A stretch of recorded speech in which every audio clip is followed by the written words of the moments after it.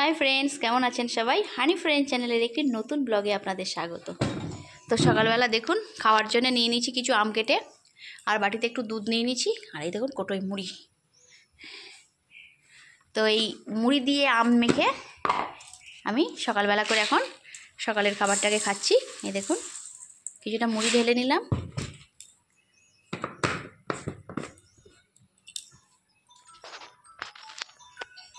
তো এবারে আম দিয়ে এটাকে আমি একটু মেখে নিই।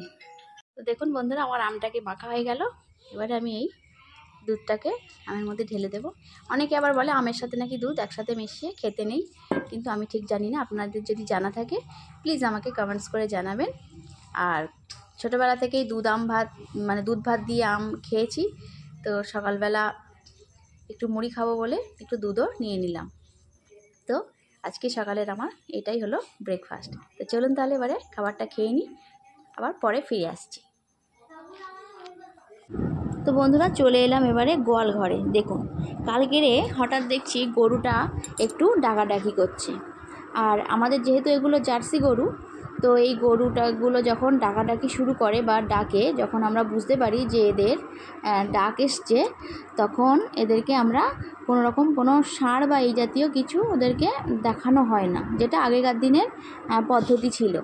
তো আমরা এখন কি করি, এখন ডাক্তার দেখিয়ে গরুকে আমরা বিট দিই, যাতে ওদের বাচ্চা যেটা হয় বাছুর, সেটার আর কি জাতটা ভালো হয়, এরকম বুঝেই আমরা এখন বিট দিই। এখন আর ষাঁড় দেখানো সেই পদ্ধতিটা এখন আর নেই।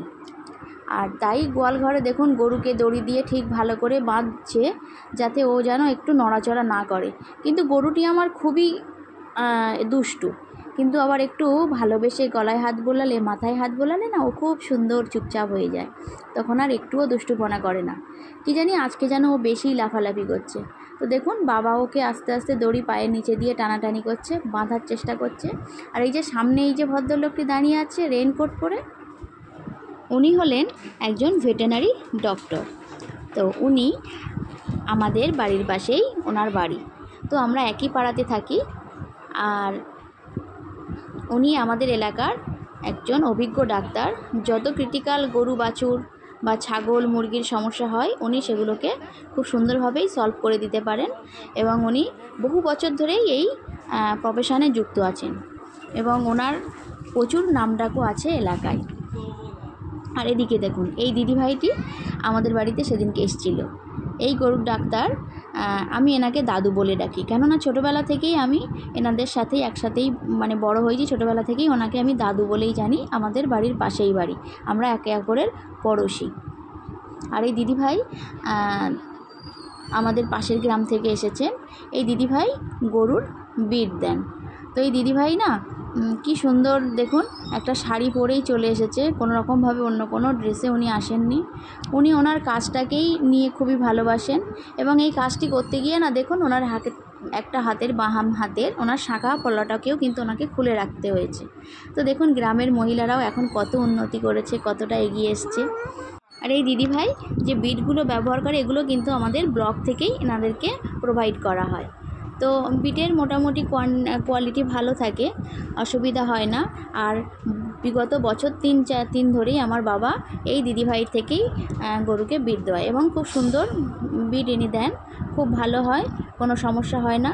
কিন্তু গরুটা কিন্তু খুবই দুষ্টুপনা করছিল সেদিনকে। দেখুন কি ছটফট করছিল।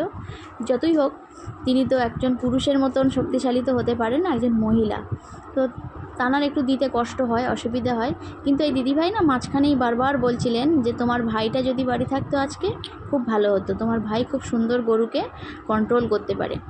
তো জানি না ও কোথা থেকে সব শিখেছে, খুব সুন্দর নাকি ও গরুকে কন্ট্রোল করতে পারে বা গরুকে থামিয়ে করতে পারে। আর গরুদের না যখন বিট নেওয়ার আগে, ওদের যে একটা দিন আগে যে সমস্যাটা ওদের শুরু হয়, ওরা খুব ডাকাডাকি শুরু করে। আর সেই সময় না ওদের একটা ওদের হেলথের একটা পরিবর্তন ঘটে, এবং ওরা যেন একটু খুব হিংস্রও হয়ে পড়ে ওই সময়টায়। আর আমাদেরকে বলা হয় যে আমরা ওর পাশে খুব একটা তখন যাই না, বাবা বা ভাই ওকে তখন খাবার দাবার দেয়।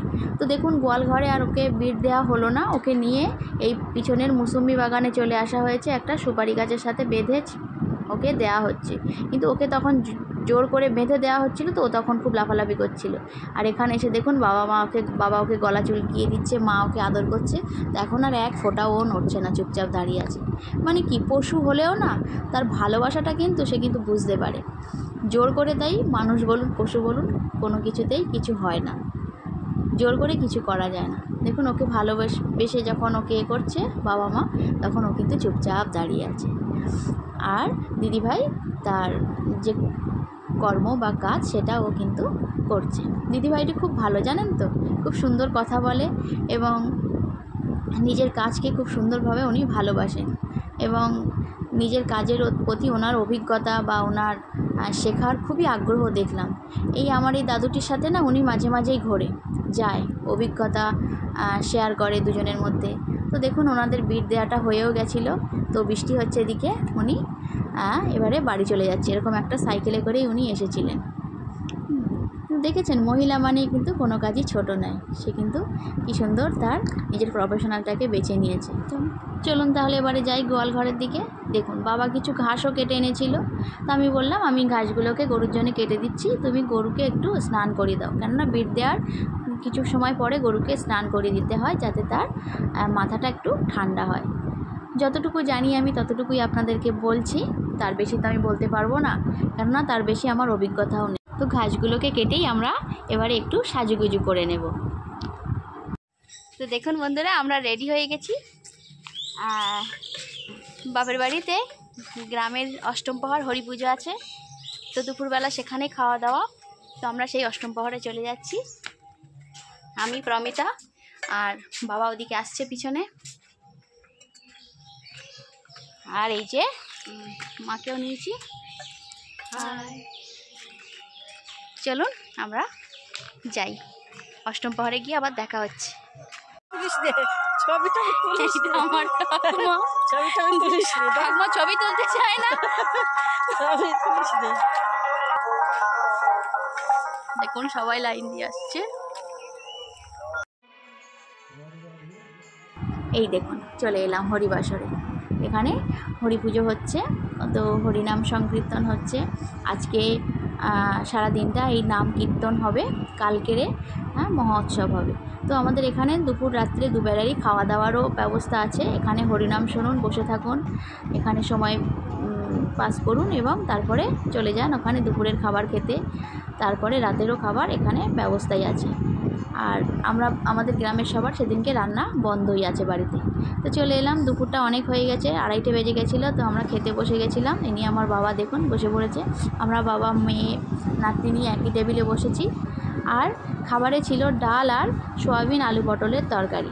দুপুরের এই মেনু, রাতের নাকি আবার মেনু আছে খুব ভালো, ফ্রায়েড রাইস, আলুর দম, এই জাতীয় কিছু আছে। হয়তো রাতে খাবারটা যদি খেতে আসতে পারি তখন আবার আপনাদেরকে শেয়ার করব, কেননা বৃষ্টি হচ্ছে তো বলতে পারছি না আসতে পারবো কি না।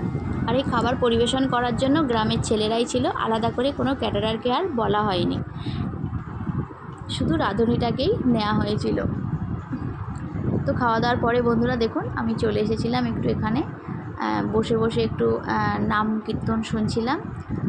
তো কিছুক্ষণ এখানে বসবো, তারপরে আবার বাড়িতে ফিরে যাব, আবার রাতে আসতে হবে। আর এদিকে প্রমিতা দেখুন আবার চলে গেছে তার খেলনা কিনতে। ওর বায়নাটাও মোটামুটি যেখানে যাবে সেখানে ও বায়নাটাকে বহল করবে। তো দাদুর সাথে গিয়ে একটা হনুমানের মাস্ক কিনে নিল। এবারে আমরা বন্ধুরা বাড়ির দিকে ফিরবো, আর ব্লগটি আমি এখানেই শেষ করব। আমার ব্লগটি যদি ভালো লাগে একটা লাইক করে দেবেন। আবার চলে আসবো নতুন কোনো ব্লগে, ততক্ষণ সবাই সুস্থ থাকবেন, ভালো থাকবেন। আজকের মতো আসি।